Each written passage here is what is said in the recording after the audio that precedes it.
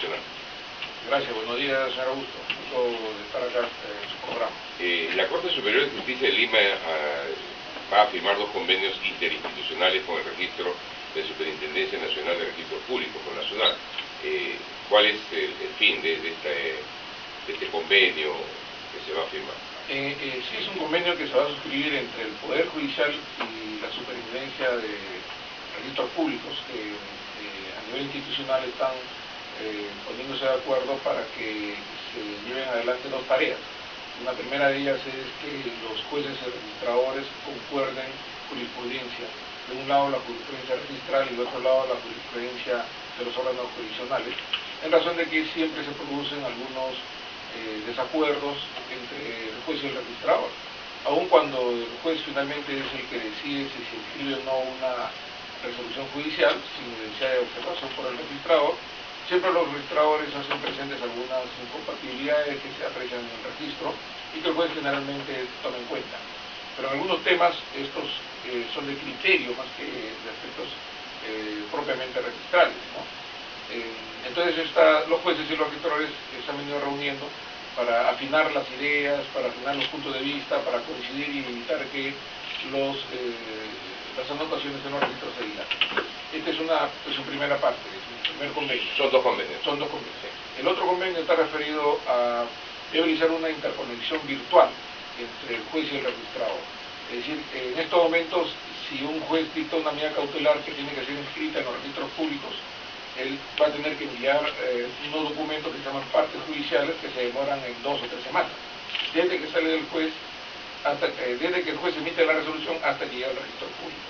Lo que queremos es que en el momento en que el juez firma la resolución, automáticamente se dirija a través de conducto virtual al registro público en tiempo real para que el registro público bloquee la partida y cuando llegue ya a las partes judiciales ya llegue con una partida bloqueada a efecto de impedir que los terceros o las personas que quieren hacer inviable esa medida cautelar o esa resolución judicial hagan inocua esta medida, ¿no?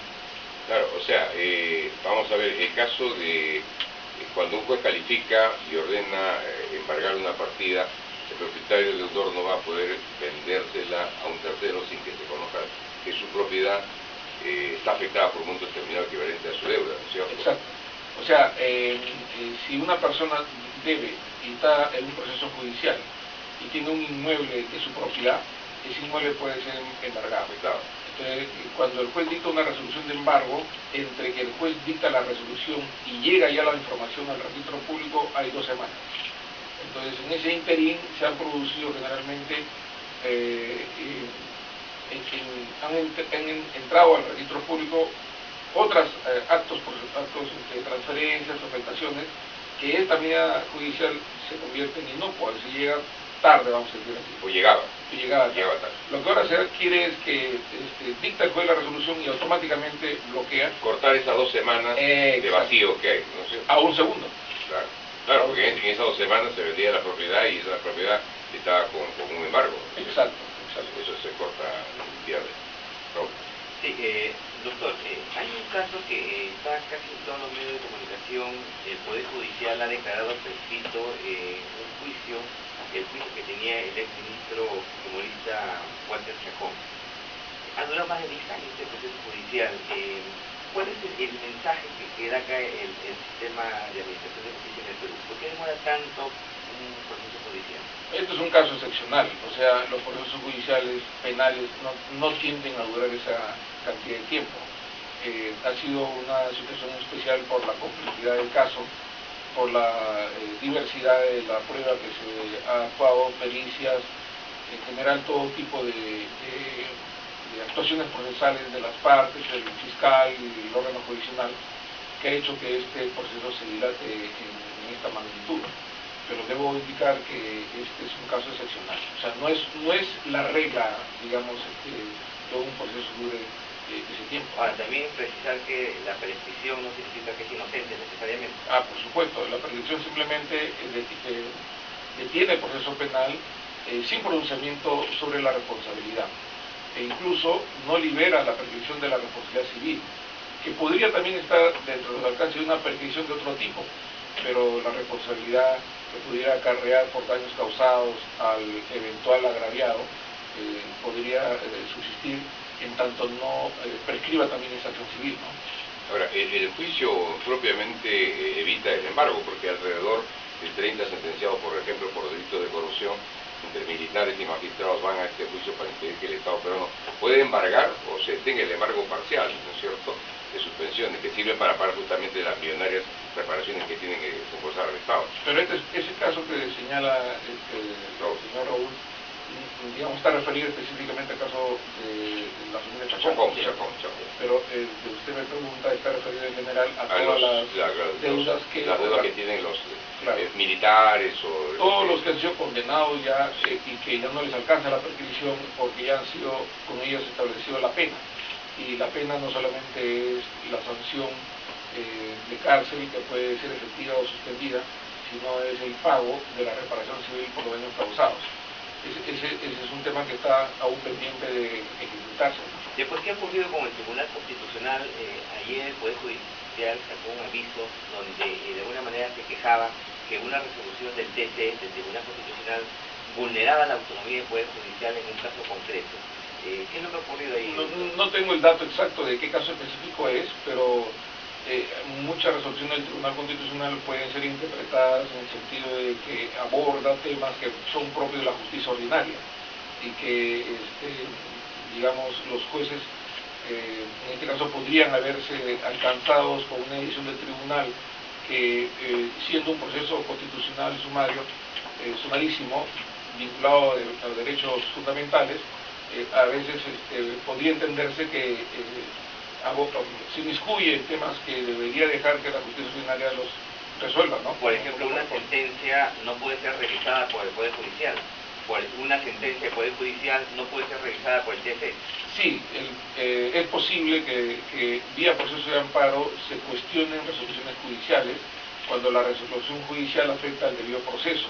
Es decir, cuando se produce una sentencia o una resolución o hay un proceso judicial donde se está violentando el derecho de defensa, el derecho natural, derechos fundamentales que pueden ser abordados vía proceso de amparo o habeas corpus, y esto llegar al Tribunal Constitucional, ¿no? Y en su posición, ¿cómo se está viendo el tema de la carga procesal para que los litigantes no demoren mucho tiempo en los procesos, en los juicios? Todos estos esfuerzos por parte del Poder Judicial de utilizar la tecnología y de aprovechar, digamos, estos medios informáticos para que sea transparente y ágil, forman parte del objetivo de reducir la carga procesal, pero en términos generales hay una disposición ya establecida por los jueces de reforzar el ámbito de la producción a efecto de evidenciar que los jueces no estamos, digamos, descansando en nuestro despacho, sino que por el contrario estamos tratando de que los procesos avancen y concluyan, ¿no?, en la brevedad posible, ¿no? En el caso de los, hace unos días se está publicando la lista de los casos por corrupción de personajes ligados a gobiernos anteriores y que deben una gran cantidad de dinero al Estado, cerca de 1.000 millones de soles, por concepto de reparación civil. Hace poco nomás acaban de embargar la casa de campo del señor Alberto Curi, ¿no es cierto? ¿Cuál es la forma como debería establecerse el cobro de esta reparación civil hacia el Estado por parte de gente que incluso ya desde los sentenciados que están acá purgando condena, hay otros que no están en el país, ¿no es cierto? ¿Cuál es la forma legal como se debería aplicar este embargo por la cantidad de dinero que están debiendo al Estado? Bueno, la regla general es que los bienes del deudor responden por sus obligaciones. Es decir, se supone que el patrimonio... Disculpe, doctor, eso es terminado el juicio, el proceso, pero han pasado años y no se hace cumplir eso. La iniciativa de las medidas cautelares está a cargo del agraviado, o sea, en este caso los procuradores públicos son los que impulsan el pedido ante el juez a cargo del proceso para que el juez dicte las medidas cautelares respectivas y se produzcan los embargos. Si es que no se han producido embargos, es por razones, o porque el procurador no ha dado iniciativa o porque no han detectado bienes que puedan ser objeto de medida cautelar. Estos bienes tienen que ser de propiedad del deudor. ¿Habría una responsabilidad entonces aquí compartida también por parte de los procuradores que no actuaron en su momento? Bueno, si es que se evidencia que los obligados han tenido bienes, patrimonio en su momento, y sobre ellos no requiere medida cautelar, habría que analizar las razones por las cuales no se pidió en su momento, ¿no? Las pensiones que reciba un exfuncionario pueden ser embargadas si le debe al Estado. Las pensiones no pueden ser embargadas sino hasta por un monto determinado. A partir de ese monto por encima pueden ser embargados los sueldos, en general todo ingreso que por concepto remunerativo tenga una persona. O sea, si hablamos de un emolumento, de un sueldo de un expresidente, en el caso de Fujimori, que también le debe en el juicio, tiene que pagar reparación civil, claro, se le puede recortar su pensión. Por conceptos remunerativos pueden embargarse lo que excede a un monto específico que la ley prevé para que la persona pueda subsistir, ¿no? Y en el caso de la esposa del expresidente Fujimori, preso por corrupción, la señora Susana Higuchi, se le podría afectar a ella parte de los bienes que tiene por la cuestión esta de sociedad conyugal. La idea es que no sean afectados quienes no son deudores, y si hay bienes gananciales tendría que establecerse qué parte de esos bienes pertenecen al deudor, en este caso al señor Fujimori, y qué partes pertenecen a la esposa. Se supone que el estado de insolvencia que tiene el deudor podría generar el fenecimiento de las sociedades gananciales y convertir ese patrimonio de sociedades gananciales a una copropiedad, en cuyo caso ya podría definirse qué parte de esos bienes son de propiedad del deudor y qué parte de esos bienes no lo son. Disculpa, Robert, solo para terminar mi intervención. ¿Cómo evitamos la sacada de vuelta a la ley? Porque usted está hablando, pues, que se determine que la propiedad le corresponde o no, pero aquellos que usan gente y le ponen sus propiedades a su nombre, como testaferro, y él prácticamente no tiene nada. El señor Furia decía que él no tenía absolutamente nada, que todo estaba a nombre de otra persona, pero todos sabemos que el enriquecimiento de la familia proviene de los actos de corrupción del individuo que está preso, ¿no es cierto? ¿Cómo se evita esta sacada de vuelta, por llamarlo de alguna manera? Hay mecanismos legales que permiten establecer que los bienes que han sido transferidos a terceros, a título de testaferros, o digamos desprendiendo de su patrimonio, para evitar que sean alcanzados con medidas judiciales. Esos mecanismos legales están previstos en la ley como demandas de invalidación de sus actos de transferencia, que queden sin efecto.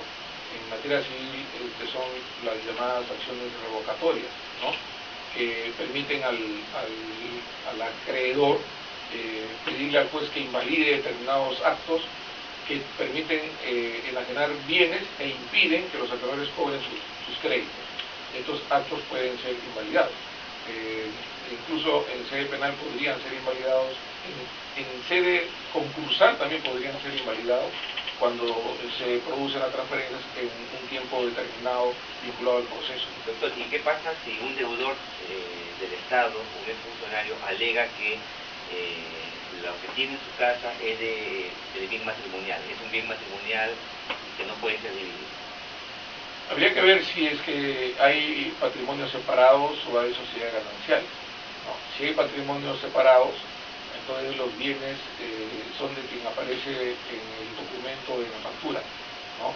Y si hay sociedades gananciales, lo que habría que determinar primero es que esas sociedades gananciales terminen, fenezca, se haga la liquidación y finalmente se establezca qué parte de esos bienes son del deudor. En el caso de la separación de patrimonios, cada cónyuge tiene sus propios bienes, ¿no? Y si por alguna razón alguno de estos cónyuges, con el fin de eludir su obligación, simula, digamos, que esos bienes son de su pareja o de su esposo o de su esposo, corresponde al acreedor determinar si ese acto es un acto que puede quedar sin efecto, porque sería una especie de fraude al acreedor, ¿no es cierto? Pero tiene que ser probado. Para terminar, doctor Héctor Lama More, la Corte Superior de Justicia de Lima, a través de una comisión especial de magistrados, viene realizando lo que se llama justicia en tu comunidad. Háblenos al respecto. Sí, muchas gracias. Lo que tenemos en la Corte de Lima es un programa que, como ya hemos indicado en este mismo set, busca acercar el juez a la comunidad y hacer que el juez cumpla el rol de prevención frente a los flagelos que tiene nuestra sociedad. No solamente en temas de violencia familiar o de pandillaje pernicioso, de bullying al que acudimos con bastante frecuencia a los colegios, sino también ahora hemos incursionado en el área comercial, en el tema de la Victoria en Gamarra. Los jueces han ido a dar orientaciones o medidas de prevención en materia comerciales, ¿no? Gamarra es un emporio de comerciantes donde hay una cantidad bastante grande de movimiento económico y comercial, y que los jueces, sobre todo los jueces del área comercial, reciben pretensiones.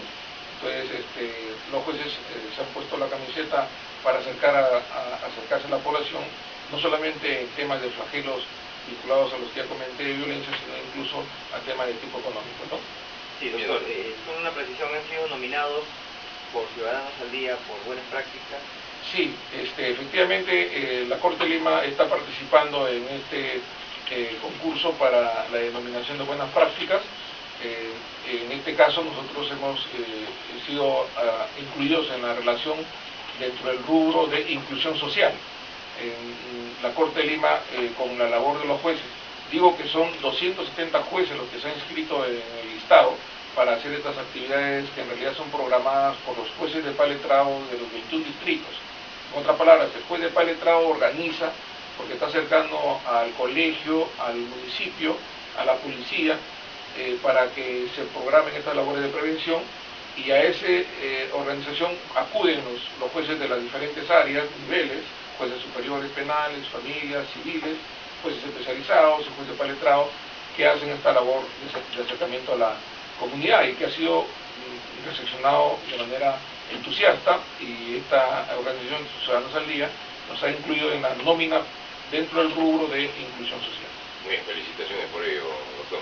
Ya, gracias. Muchísimas gracias por su participación y presencia en esta parte de nuestro servicio informativo. Ha sido el doctor Héctor Lama More, presidente de la Corte Superior de Justicia de Lima.